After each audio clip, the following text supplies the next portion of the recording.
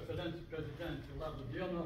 Aš palangiškis iš Palangos atvažiavau ir trumpai noriu pasakyti, per sekančius jūs ir debatus. Ir vėl apie rinkimus turbūt, tai gal apie problemą kokią tiesiogiai, tiesiai šviesiai. Sakėte, reiškia, kad bus, reiškia, teisingumo nėra. Ir reikia ne aukščiausių teismų. Jūs sakėte, kad reikia teisingumo teismo. Ir reiškia, po to nuščiuvo.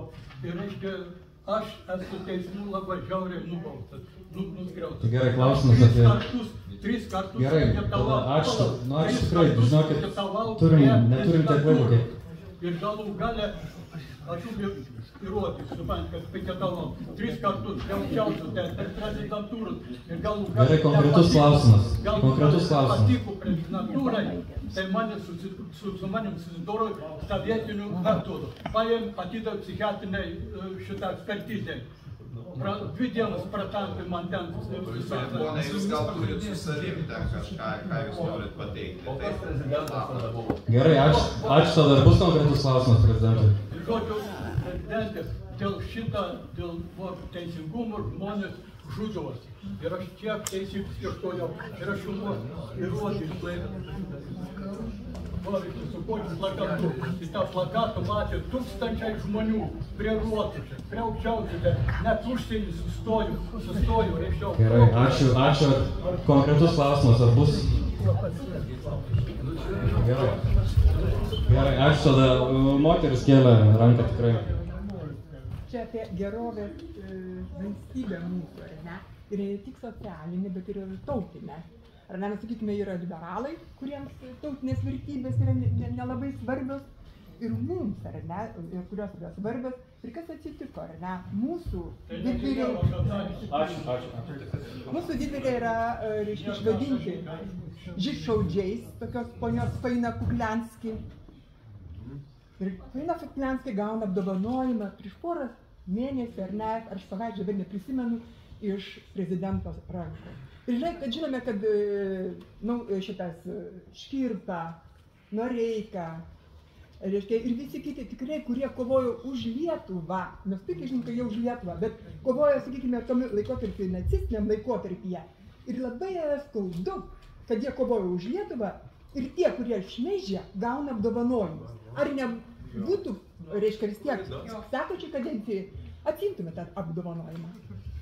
Dėl Noreikos, ar nežinau, ar žinote, kad būtent mano pastangomis lenta buvo grąžinta į vietą, nors ji buvo sudaužyta prie Mokslo akademijos bibliotekos. Žinote? Ačiū, kad nu va, nežinojo kažkas. Taip kad šiuo atveju aš tikrai nesimsiu vertinti konkrečiai paminėtos ponios, visą informaciją, kuri yra pateikiama tiek tarnybų, tiek kitų institucijų. Aš ją gavau, ji tikrai neleidžia spręsti, kad žmogus yra kažkuo tai nusikaltęs. Dėl tautinės valstybės ir dėl tautinių vertybių, dėl mūsų istorijos vertybių, na vėlgi, man jos yra nepaprastai svarbios ir aš ką tik grįžau iš Priepolės gimnazijos, kurioje kalbėjome su mokiniais apie tai, kaip būtina išsaugoti savo ne tik tai apskritai tautinį identitetą, bet savo etnografinę regionų identitetą ir kalbėjome apie tai, ką reiškia mažosios Lietuvos identitetas šitiems jauniems žmonėms. Pats savo iniciatyva kartu su geradariu mecenatu Pranu Kizniu perleidome Aušros visą leidinį. Jūs puikiai žinot, kas yra Aušra lietuvių tautai. Neturėjome niekada per 30 kelis metus mūsų nepriklausomybės perleisto viso Aušros komplekto, o Aušra yra būtent apie tai, kas mums lietuviams yra svarbiausia, apie tai, kaip svarbu išsaugoti lietuvybę, lietuviškas šaknis per pačius sudėtingiausius laikotarpius. Dabar yra taip pat tokie patys laikotarpiai, nes dabar turime globalizmo tendencijas, kuriuom irgi privalome atsispirti, nes priešingų atveju kaip tauta neišliksim. Tai vėlgi konkretus pavyzdys, kad stengiamės prisidėti prie tautinės tapatybės puoselėjimo, darome tai ne tik tai žodžiais, bet ir darbais. Ir aš tą darysiu nepriklausomai nuo to, kur aš būsiu, ar politikoje, ar kitose gyvenimo srityse. nes man tai atrodo teisinga, nes skirtingai nuo senovės prūsų mes sugebėjome lietuvių išsaugoti ir išnešti per visus sunkius šimtmečius savo tapatybę, nes buvome stiprus ir žinojome, kad dėl šito verta mirti. Tai man tai tikrai yra svarbu, bet aš nežinau, ar mes turime statyti savo tapatybės rūmą ant nemeilės arba net neapykantos kitom tautom. Aš manau, kad tai yra be galo neteisinga. Aš manau, kad lietuvių tauta tol stipri bus, kol ji bus tolerantiška visom kultūrom, kurios yra šalia jos. Ir šalia mūsų per amžius gyveno ir žydai, ir kitos tautos. Ir niekas negalėtų pasakyti, kad mes esame netolerantiška tauta, nes ir Vilnius, pasižiūrėkite į bažnyčias, į cerkves, į mečetes. Mes matome, kad per šimtmečius mes išsaugojame skirtingų konfesijų, skirtingų religijų žmonės, kurie gyveno petys petin ir tarpusavėje nekonfliktavo. Tai yra didžiulis Lietuvos ir lietuvių privalumas, kad mes sugebame išlikti kilnus kitiems žmonėms, nesvarbu, kokie sunkus istorijos tarpsniai mūsų užkluptų. Čia mūsų stiprybė. Ir čia mes esam dėl šito verti pasigėrėjimą. Gerai, aš matau, kad tikrai yra daug klausimų, bet jau ir tos 15 minučių sukapsėjo, kurias meras sakė, tai prašom. Tai gal iš tikrųjų dar kas apsprendžiam vieną... Tokį konkretų klausimą nesurinkimus. Aš jau jūs įsiaugai tikrai laukiu. Gal tikrai leiskim moterį. Po to gal gerai, dar. Pensijų pakopam, kodėl yra viskas daroma, kad jaunom šeimom, tarkim, nutraukus pensijų pakopas, būtų negalima išsiimti pinigėlių savo? Miela ponia, tikrai aš prieš keletą mėnesių... Ir viskas yra lyginama, tarkim, jeigu užsiimtų pinigėlius, tarkim, šeimos jaunos ar ne, Estija ar kitos šalys, ar ne, kodėl mes lygiuojamės būtent kaip jie elgėsi, ar ne? Tai jūs už tai, kad išsiimti leisti ar neleisti? Aš, kad sustabdyti arba nutraukti, tarkim, nestabdyti galima tik metams, taip, o visiškai nutraukti, nes pasitikėjimas po šiuo atveju kaip yra išleidžiami pinigai. Mano iniciatyva prieš keletą mėnesių mes kreipėmės į Lietuvos Respublikos Seimą ir pateikėme pasiūlymą leisti žmonėm atsimti dalį savo pinigų, esant rimtoms priežastims ir leisti šitą padaryti iki 25% sukauptos sumos.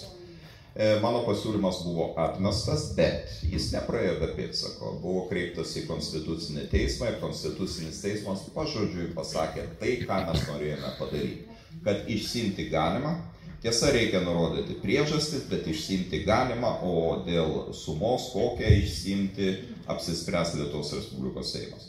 Šiandien mano pasiūlymą jau vienas per kitą puola dabar įgyvendinti kiti politikai. Man nesvarbu, kas autorystę prisiims. Tegul tik tai padaro šitą darbą, nes mano supratimu tai yra teisinga. Tai yra žmonių sukaupti pinigai. Pinigai, kurie sukaupti antrojoje pakopoje, yra žmonių nuosavybė. Niekas neturi teisės uždrausti ir suvaryti visus į gardą ir pasakyti, kad čia yra nebe jūsų nuosavybė, mes kada nuspręsim, tada jūs gausim. Štai kodėl. Aš manau, kad šitas sprendimas bus įgyvendintas, dabar jau matau, kad perlaužėme tendenciją. Ir ta prasme jūsų lūkesčiams gal ne iš 100% bus atliepta, nes visiškai paleisti ir ta prasme pasakyti, kad tai nebereikalinga, kaip padarė estai, dabar jau jie šiek tiek gailisi, nes iš esmės eina kalba apie tai, kad žmonės, kuomet sulauks pensinio amžiaus, gali būti stipriai nusivylę tą pensiją, kurią jie gaus. Ir ne dėl to, kad kažkas yra piktas ir blogas jų atžvilgiu, o dėl to, kad kai kurios demografinės tendencijos yra negailestingos. Kokios demografinės tendencijos? Mes turime vis mažesnį dirbančių žmonių skaičių, kurie moka realiai tuos įnašus. Ir vis didesnį pensinį amžių pasiekusių žmonių skaičių. Ir tu čia makaliok tais pinigais kaip nori, tu vis tiek matematikos neapgausi. Sodra yra sukaupiamas fondas iš dirbančiųjų įnašų ir mokama tuo metu pensijoje esantiems žmonėms. Tai manau, kad jūsų lūkesčiam iš dalies bus atliepta dėl antrosios pensijų pakopos. Gerai, žadėtas paskutinis klausimas, tikrai su problema kažko... Gerbiamas prezidentė, labą dieną. Aš norėčiau dėl gynybos mokesčio šito, jo neišvengsim ir kaip ir jūs minėjot, ir gynybos mokestis čia turės būti. Ir manau, kad dabar yra bankai, kurie po milijardinius pelnus gauna. Tai ir visi turėtų konsoliduoti bankus, didžiuosius verslininkus, bet ne savivaldybių ten lėšas paimti, ar iš pensininkų, ar iš jaunimo, ar iš kažko. Turėtų konsoliduoti bankininkus, verslininkus, kairį, tą patį energetiką, supranti, jie tenai akcijų prisipirkę visi turi. Ir kad galėtų papildyti šitą gynybos biudžetą. Pone, jūs pasakėte tą, ką aš pasakiau prieš 30 minučių. Kad turi gynybos mokestis būti finansuojamas verslo pajamų pagrindu. Taip, iš esmės gali ir bankų solidarumo įnašas būti pratęstas, jis dabar yra iki 24 metų pabaigos numatytas, gali būti pratęstas. Su kuo nesutiksiu, tai su pridėtinės vertės mokesčio didinimo ir savivaldybės įnašų paėmimu. Tai yra be galo neteisinga, antisocialu ir tai sukeltų dar ir grėsmę visuomenės stabilumui. Gerai, tikrai ačiū visiems, ačiū prezidentui.